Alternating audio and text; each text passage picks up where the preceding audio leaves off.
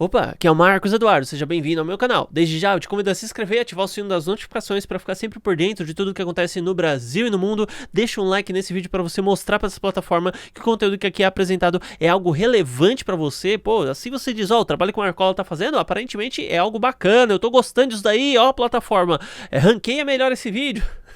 Sério, eu realmente vou ficar muito grato, não te custa absolutamente nada um likezinho. E tendo dito isso, vamos aí ao vídeo então. Bem, e quando eu falo a respeito de controle populacional, controle das massas, talvez projetos que visam estabelecer câmeras em todos os lugares, reconhecimento facial e rastreio, muita gente não acredita que isso possa acontecer, né? Quando eu falo também que os nossos celulares eles são uma fonte inesgotável de informação a respeito da nossa vida e que eles podem e serão utilizados para o nosso mal, as pessoas não acreditam. Ah, Marcos, mas por que essa grande elite teria interesse em saber o que eu faço? Olha, se eu não estou cometendo um crime, se eu não estou fazendo nada errado, se eu não estou sonegando imposto, se eu não estou usando substâncias ilícitas, né? Por que cargas d'água? Alguém em sã consciência gostaria de ter acesso às minhas informações. E a resposta para isso, para mim, é muito clara. Você ou eu, de forma individual, não temos importância para o Estado, para os governantes, para os banqueiros, para as grandes corporações e, por fim, para as grandes elites. Nós não temos importância de forma individual. O que para eles faz sentido é o controle de um todo, é o controle da massa. Isso é o que realmente importa. Na época que estávamos aí no auge da doença que fez as pessoas ficarem reclusas em suas casas por conta de determinações governamentais, por conta de péssimas decisões, inclusive, de governantes, eles chegaram a usar os sistemas dos smartphones para rastrear, né? Então, esses bichinhos aqui, eles nos rastreiam o tempo todo. Você acha que as empresas de telefonia não usam esses dados para alguma coisa, né? A própria meta do Mark Zuckerberg, né, dono do Facebook, Instagram e WhatsApp, enfim, eles já falaram, não, a gente utiliza sim informações de voz coletada pelo aparelho e isso para oferecer publicidade, é só para isso e tal. E daí, de vez em quando, a gente vê algumas coisas grotescas como essa, né? Moraes utiliza, então, celulares para identificar as pessoas presentes em determinados atos. As empresas de telefonia devem guardar os registros de geolocalização das pessoas que estiverem em Brasília. Então isso já aconteceu aqui no Brasil, na época do Fique em Casa. Isso agora está acontecendo nas manifestações e isso não estou falando que é a grande elite que está te localizando e te buscando ou querendo de algum modo ter acesso às suas informações. Mas isso daqui já é uma prova definitiva de que esses aparelhos que tanto nos fazem bem em alguns aspectos são aparelhos que em determinado momento servirão para o nosso mal. E é claro que eu falo fazem bem e tudo, né? Não estou falando em relação à saúde. Muito provavelmente isso daqui faz muito mal em relação à nossa saúde. Mas é claro que a gente não tem estudos a médio e longo prazo, né? Não vou nem entrar muito nesse negócio. Ah, radiação. Ah, mas não é radiação ionizante. Existe a radiação ionizante, não ionizante, mas ninguém tem estudo a longo prazo, né? Ninguém estudou 10 anos de uso de uma porcaria dessa aqui. Por quê? Basicamente, uma porcaria dessa daqui sofre muitas alterações em 10 anos. Em 10 anos atrás, não era todo mundo que usava um negócio desse, né? Então, como que você vai saber? Então, né? É aquela coisa. A gente está vendo certas doenças aumentando, tanto doenças psicológicas como doenças físicas no contexto geral, e muita gente às vezes não sabe o porquê, né? Só você ver o que tinha antes e o que tem hoje de diferente.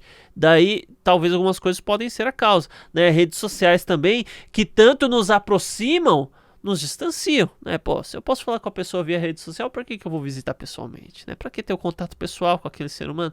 Enfim, tem benefícios e malefícios aí, e do meu ponto de vista, talvez até mais malefícios. Mas a grande verdade é que isso daqui serve como uma espécie de coleira e rastreador do gado, tá? Essa daí que é a verdade. Não seja enganado, Bitcoin não vale nem R$1. Ele não serve para nada, diz pesquisador da Unicamp. Nesse caso, foi o cientista da computação George Stolf, que também é professor titular da Unicamp e PhD da Universidade de Stanford. Eu acho engraçado, né? A pessoa pega lá os títulos dela e ela dá aquela carteirada mágica pra tentar se fazer valer disso, pra dizer, olha, o que eu tô dizendo tá certo, o que eu tô dizendo tem importância. E no fim das contas, o que a gente percebe é que o fato de alguém estudar um determinado assunto não o torna especialista em todos os outros. E mesmo que seja um assunto de sua própria área, não significa que você esteja certo. Só significa que vai ter um bando de idiota que não vai querer validar o que você disse e vai acreditar cegamente em você porque é um bando de idiota, como eu disse. Então, as pessoas estão muito acostumadas a não estudar por conta própria, a não querer entender como as coisas funcionam, a se recusarem a ser autodidatas. Então esse é o padrão, né? Principalmente o padrão brasileiro. O pessoal gosta muito de depender do Estado, depender de outros, né? Buscar sempre estar em uma oportunidade CLT ao invés de empreender. É o padrão nível Brasil, é assim que a coisa aqui funciona. Diante disso, o que eu venho dizer é o seguinte: se Bitcoin não vale nem R$1, por que cargas d'água a Ucrânia, que recebeu ataques aí da Rússia, ela aceitou doação de Bitcoin? Ué, mas se não vale nem R$1, então eles estão aceitando doação de vento? É isso? Ah, não sei. Nossa, daí você pega, por exemplo, eu vi uma matéria recentemente que nas Ilhas do Caribe existem uma população... desculpa, troquei aqui os nomes, tá? Nas Ilhas Caimã existe uma população de pessoas pobres que vivem muitas vezes da pesca, né? Enfim, e os bancos não têm interesse comercial em ter sede física próximo a eles. Então, se o cara tem um problema com a conta bancária, ele não consegue resolver a situação dele, porque a viagem é muito longa até o local. Mas o pessoal lá tem sinal de celular, enfim. E daí essa galera, o que faz? Os desbancarizados, eles vão lá, baixam uma carteira de Bitcoin e criam um subnegócio ali de Bitcoin.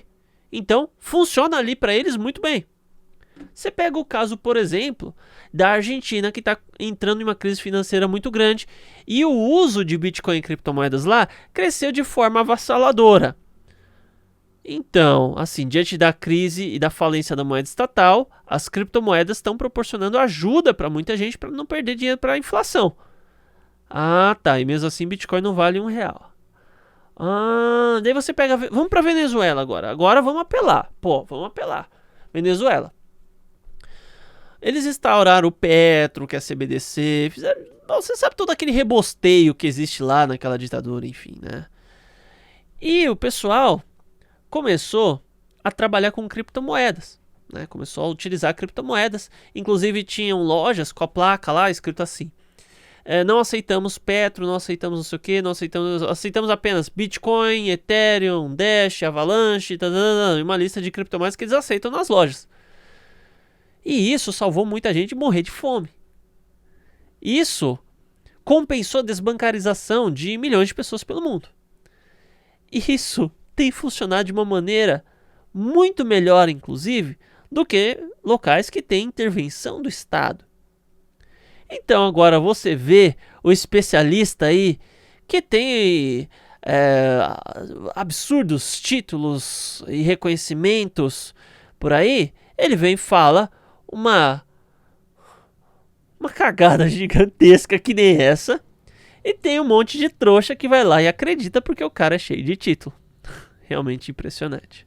Por ordem de Moraes, acampamento em SP é desmontado. O grupo de manifestantes estava instalado em frente à Assembleia Legislativa do Estado. Então é aquela coisa, né?